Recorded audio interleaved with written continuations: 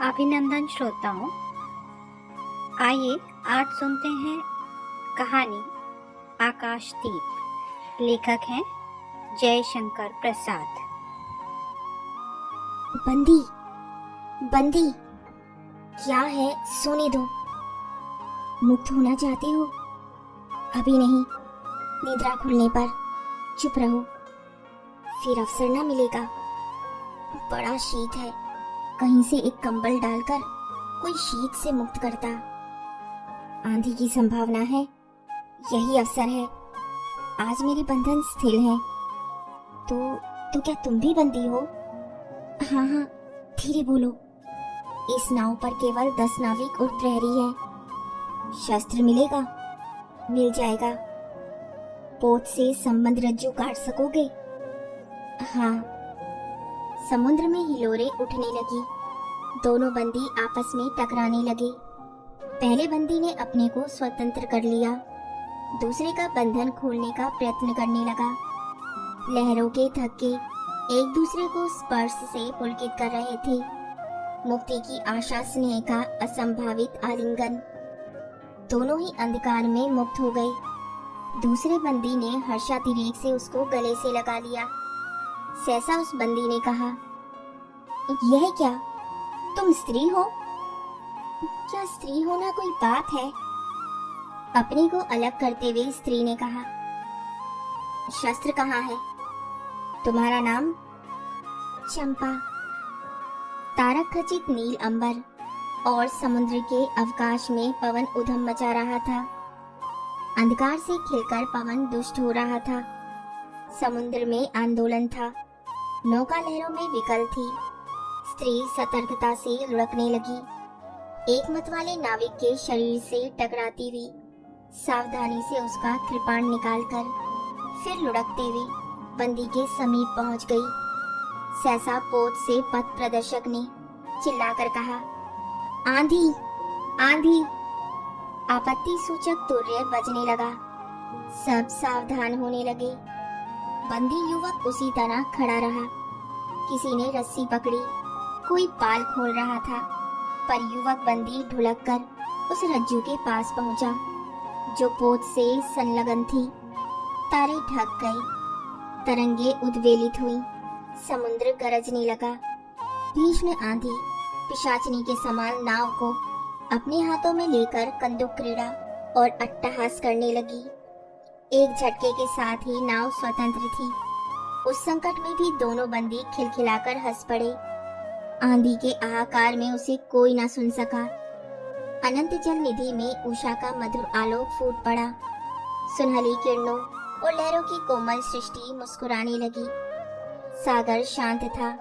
नाविकों ने देखा, पोत का पता नहीं, बंदी मुक्त है। नायक ने कहा, बुद्धगुप्त, तुमको मुक्त किसने किया?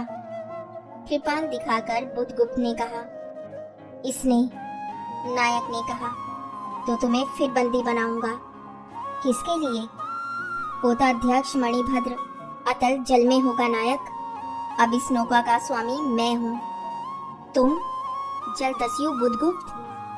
कदापि नहीं, चौंक कर नायक ने कहा और अपना कृपाल टटोलने लगा। चंपा ने इसके पहले उस पर अधिकार कर लिया था। वह क्रोध से उछल पड़ा। तो तुम द्वंद्व युद्ध के लिए प्रस्तुत हो जाओ। जो विजयी होगा वह स्वामी होगा।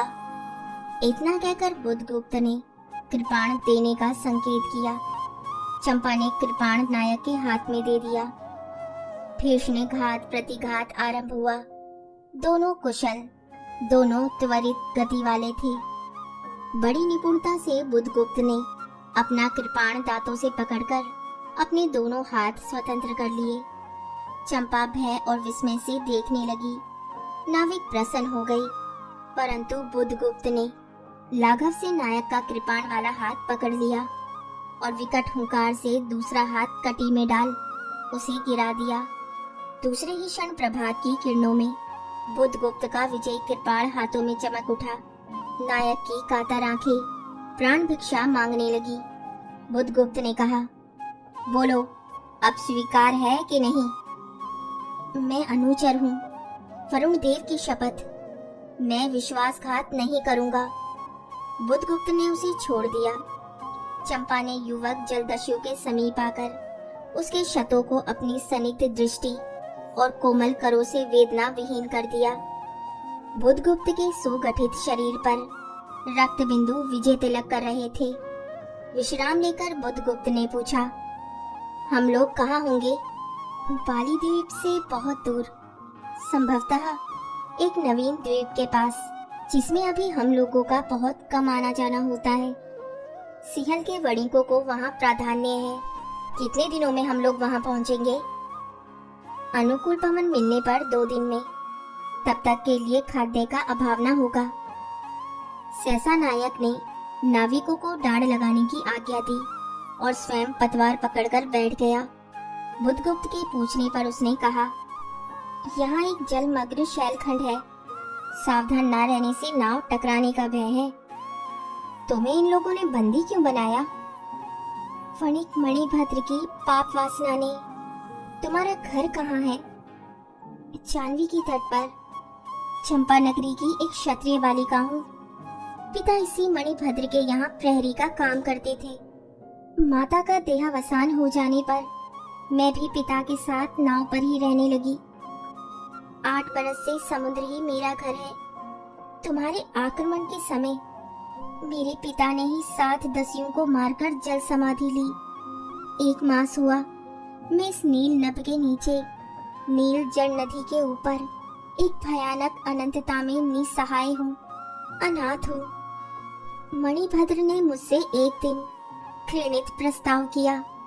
मैंने उसे गालियां सुनाई। उसी दिन से बंदी बना दी गई। चंपा रोज से जल रही थी। मैं भी क्षत्रिय हूँ चंपा, परंतु दुर्भाग्य से जलदस्यु बनकर जीवन बिताता हूँ। अब तुम क्या करोगी? मैं अपने अदृष्ट को अनिदृष्ट ही रहने दूंगी। वह जहाँ ले जाए। चंपा की आंखें निस्सीम प्रदेश में निरुद्देश्य थी। किसी आकांक्षा के लाल डोरे न थे। धवल अपांगों में बालकों के सदृश विश्वास था। हत्या व्यवसायी दस्यु भी उसे देखकर कांप गया। उसके मन में एक संभ्रमपूर्ण श्रद्धा यौवन की पहली लहरों को जगाने लगी। समुद्र वक्ष पर विलंबई राग रंजित संध्या थिरकने लगी। चंपा के असंयत कुंतल उसकी पीठ पर बिखरे थे। दुर्दांत दस्यु ने देखा अपनी महिमा में अलौकिक एक तरुण बालिका। वह विस्मय से अपने हृदय को टटोलने लगा।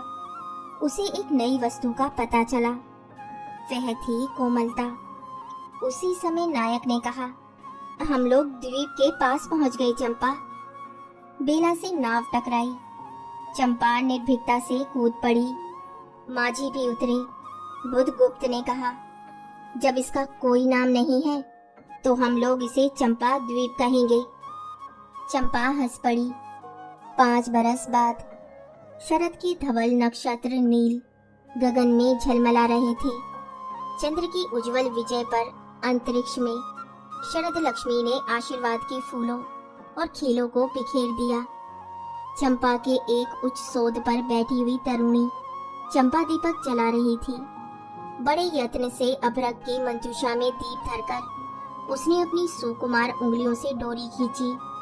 वह दीपाधार ऊपर चढ़ने लगा। भोली भोली आंखें उसे ऊपर चढ़ते बड़े हर्ष से देख रही थी। डोरी धीरे धीरे खींची गई। चंपा की कामना थी कि उसका आकाश दीप नक्षत्रों से हिलमिल जाए, किंतु वैसा होना असंभव था। उसने आशा भरी आंखें फिरा ली। सामने जल राशि का रजत श्रृंगार था। वरुण बालिकाओं के लिए लहरों से हीरे और नीलम की क्रीड़ा शैल मालाएं बन रही थी, और वे मायाविनी छलनाएं अपनी हंसी का कलनाद छोड़कर छिप जाती थी। दूर दूर से धीवरों का वंशी झनकार उनके संगीत सा मुखरित होता। चंपा ने देखा कि तरल संकुल जलराशि में उसके कंडिल का प्रतिबिंब अस्त व्यस्त था। वह अपनी पूर्णता के लिए सैकड़ों चक्कर काटता था। वह अनमनी होकर उठ खड़ी हुई। किसी को पास ना देखकर पुकारा, जय जय। एक श्यामा युवती सामने आकर खड़ी हुई। वह जंगली थी।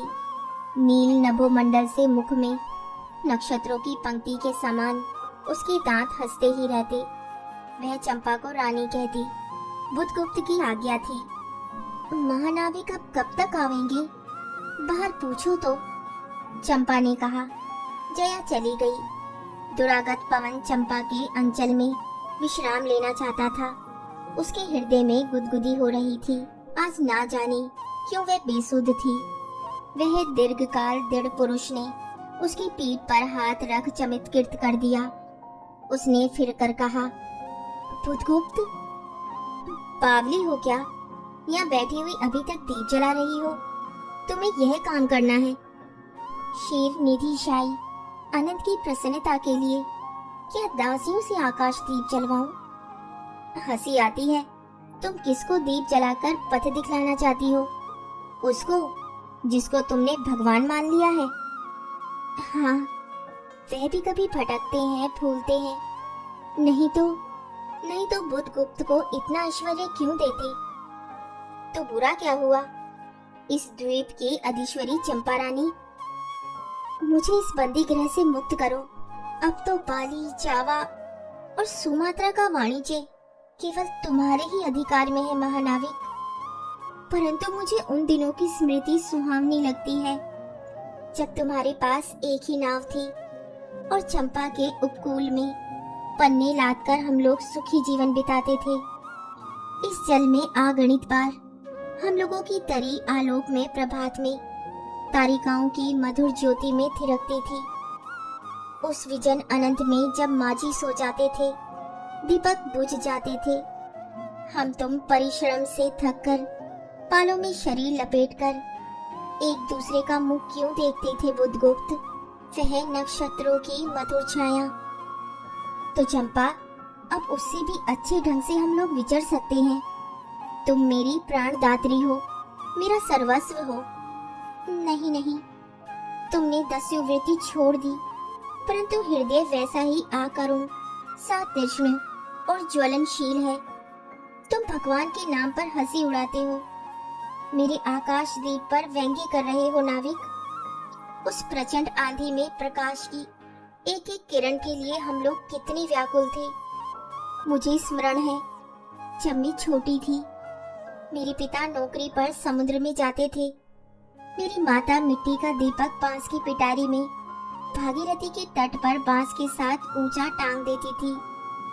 उस समय वे प्रार्थना करती, भगवान, मेरे पथ भ्रष्ट नाविक को अंधकार में ठीक पथ पर ले चलना। और जब मेरे पिता बरसों पर लौटते तो कहते, साध्वी, तेरी प्रार्थना से भगवान ने संकटों में मेरी रक्षा की है। वे गदगद हो जाती।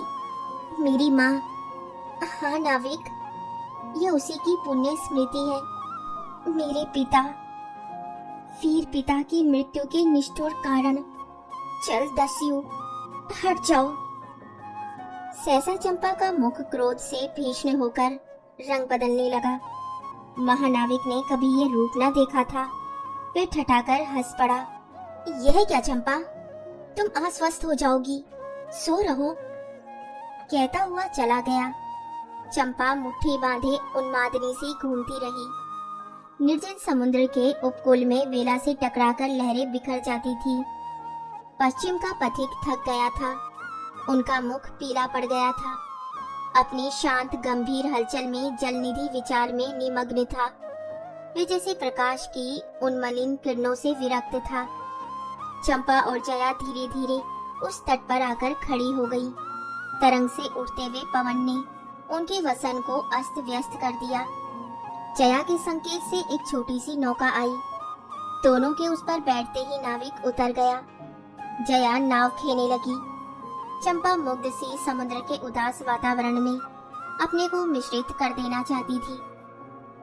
इतना जल, इतनी शीतलता, हृदय की प्यास न बुझी।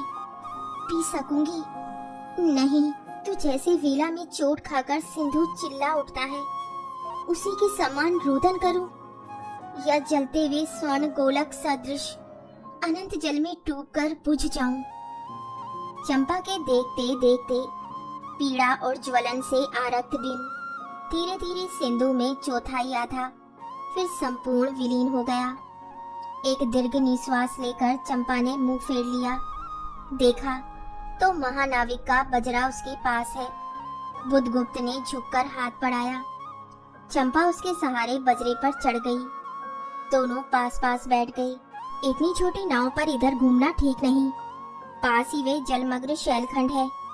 कहीं नाव टकरा जाती या ऊपर चढ़ जाती। बोलो चंपा तो अच्छा होता बुधगुप्त। जल में बंदी होना कठोर प्राचीरों से तो अच्छा है।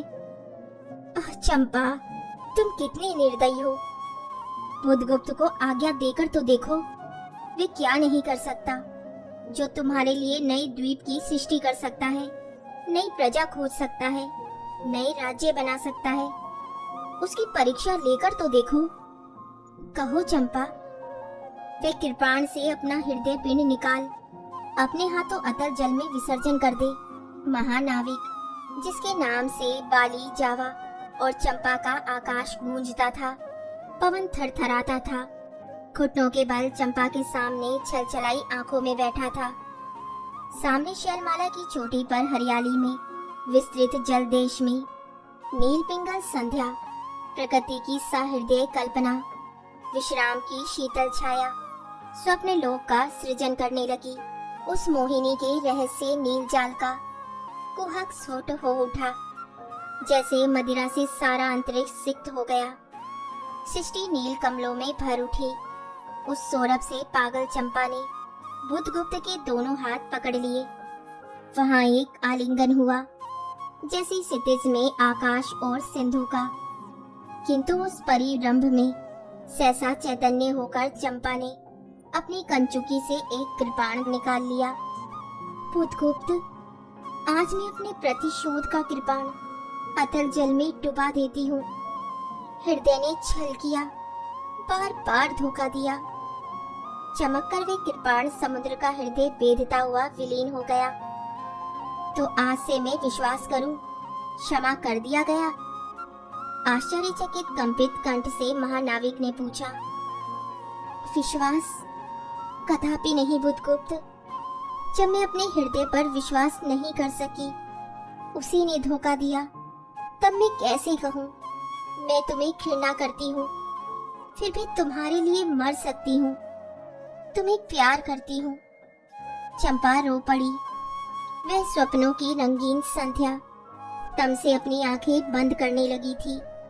दीर्घ निश्वास लेकर महानाविक ने कहा, इस जीवन की पुण्यतम घड़ी की स्मृति में एक प्रकाश ग्रह बनाऊंगा चंपा। चंपा यहीं उस पहाड़ी पर। संभव है कि मेरे जीवन की धुंधली संध्या उससे आलोकपूर्ण हो जाए। चंपा के दूसरे भाग में एक मनोरम शैलमाला थी। वह बहुत दूर तक सिंधु जल में निमग्न थी। सागर का चंचल जल उस पर उछलता हुआ उसे छिपाए था। आज उसी शैलमाला पर चंपा के आदि निवासियों का समारोह था। उन सबों ने चंपा को वनदेवी सा सजाया था। ताम्रलिप्ति के बहुत से सैनिक नाविकों की श्रेणी में वन कुसुम विभूषिता चंपा शिविका रूढ़ होकर जा रही थी। शैल के एक ऊंचे शिखर पर चंपा के नाविकों को सावधान करने के लिए सुदृढ़ दीप स्तंभ बनवाया गया था। आज उसी का महोत्सव है। बुधगुप्त स्तंभ के द्वार पर खड़ा था। शिविका से सहायता लेकर चंपा को उसने उतारा। दोनों ने भीतर पदार्पण किया कि बांसुरी और ढोल बजने लगे। पंक्तियों में कुसुम भूषण से सजी वनबालाएं फूल उछालती हुई नाचने लगी। दीप स्तंभ की ऊपरी खिड़की से यह देखती हुई चंपा ने जया से पूछा, यह क्या है जया? इतनी बालिकाएं कहाँ से बटोर लाई? आज रानी का ब्याह है ना? कहकर जया ने हंस दिया। बुधगुप्त विस्तृत जल निधि की ओर देख रहा था। उसे झकझोर कर चंपा ने पूछा, क्या ये सच है? यदि तुम्हारी इच्छा हो तो यह सच भी हो सकता है चंपा। कितने वर्षों से मैं ज्वालामुखी को अपनी छाती में दबाई हूँ। चुप रहो महानाविक। क्या मुझे निसहाय और कंगाल जानकर तुमने आज सब प्रतिशोध लेना चाहा? मैं तुम्हारे पिता का घातक नहीं हूँ चंपा। वे एक दूसरे दस्यु के शस्त्र से मरे। यदि मैं इसका विश्वास कर सकती बुद्धगुप्त वे दिन कितना सुंदर होता। तुम इस निष्ठुरता में भी इतने महान होते। जया नीचे चली गई थी। स्तंभ के संकीर्ण प्रकोष्ठ में बुद्धगुप्त और चंपा एकांत में एक दूसरे के सामने बैठे थे। बुद्धगुप्त ने चंपा के पैर पकड़ लिए। उच्छ्वसित शब्दों में वह कहने लगा, चंपा, हम लोग जन्मभूमि भारतवर्ष से कितनी दूर इन निरीह प्राणियों में इंद्र और शची के समान पूजित हैं, पर ना जाने कौन अभिशाप हम लोगों को अभी तक अलग किए हैं। स्मरण होता है वह दार्शनिकों का देश, वे महिमा की प्रतिमा। मुझे वे स्मृति नित्य आकर्षित करती हैं, परंतु मैं क्यों नहीं जाता। जानती हूँ, इतना महत्व प्राप्त करने पर भी मैं कंगाल हूँ। मेरा पत्थर सा हृदय एक दिन सहसा तुम्हारे स्पर्श से चंद्रकांत मणि की तरह द्रवित हुआ। चंपा, मैं ईश्वर को नहीं मानता, मैं पाप को नहीं मानता, मैं दया को नहीं समझ सकता, मैं उस लोक में विश्वास नहीं करता, पर मुझे अपने हृदय के एक दुर्बल अंश पर श्रद्धा हो चली है। तुम ना जाने कैसे एक बहकी हुई तारिका के समान मेरी शून्य में उदित हो गई हो। आलोक की एक कोमल रेखा इस नवीनतम में मुस्कुराने लगी। पशु बल और धन के उपासक के मन में किसी शांत और एकांत कामना की हंसी खिलखिलाने लगी, पर मैं न हंस सका। चलोगी चंपा, पोतवाहिनी पर असंख्य धनराशि लादकर राज रानी सी जन्मभूमि के अंक में। आज हमारा परिणय हो, कल ही हम लोग भारत के लिए प्रस्थान करेंगे। महानाविक बुद्धगुप्त की आज्ञा सिंधु की लहरें मानती हैं। वे स्वयं उस पोतपुंज को दक्षिण पवन के समान भारत में पहुंचा देंगी। हाँ चंपा, चलो। चंपा ने उसके हाथ पकड़ लिए। किसी आकस्मिक झटके ने एक पल भर के लिए दोनों के अधरों को मिला दिया। सहसा चैतन्य होकर चंपा ने कहा, बुद्धगुप्त, मेरे लिए सब भूमि मिट्टी है, सब जल तरल है, सब पवन शीतल है। कोई विशेष आकांक्षा हृदय में अग्नि के समान प्रज्वलित नहीं। सब मिलाकर मेरे लिए एक शून्य है। प्रिय नाविक, तुम स्वदेश लौट जाओ विभवों का सुख भोगने के लिए, और मुझे छोड़ दो इन निरीह भोले भाले प्राणियों के दुख की सहानुभूति और सेवा के लिए। तब मैं अवश्य चला जाऊंगा चंपा। यहाँ रहकर मैं अपने हृदय पर अधिकार रख सकूं, इसमें संदेह है। इन लहरों में मेरा विनाश हो जाए। महानाविक के उच्छ्वास में विकलता थी। फिर उसने पूछा, तुम अकेली यहाँ क्या करोगी? पहले विचार था कि कभी कभी इस दीप स्तंभ पर से आलोक जलाकर अपने पिता की समाधि का इस जल से अन्वेषण करूंगी, किंतु देखती हूँ मुझे भी इसी में चलना होगा, जैसे आकाशदीप। एक दिन स्वर्ण रहस्य के प्रभात में चंपा ने अपने दीप स्तंभ पर से देखा। सामुद्रिक नावों की एक श्रेणी चंपा का उपकूल छोड़कर पश्चिम उत्तर की ओर महाजल व्याल के समान संतरण कर रही है। उसकी आंखों से आंसू बहने लगे। ये कितनी ही शताब्दियों पहले की कथा है। चंपा आजीवन उस दीप स्तंभ में आलोक जलाती रही, किंतु उसके बाद भी बहुत दिन दीप निवासी उस माया ममता और स्नेह सेवा की देवी की समाधि सदृश पूजा करते थे। एक दिन काल के कठोर हाथों ने उसे भी अपनी चंचलता से गिरा दिया। प्रिय श्रोताओं, कहानी सुनने के लिए बहुत बहुत धन्यवाद। कृपया मेरे चैनल को लाइक करें, शेयर करें और सब्सक्राइब अवश्य करें।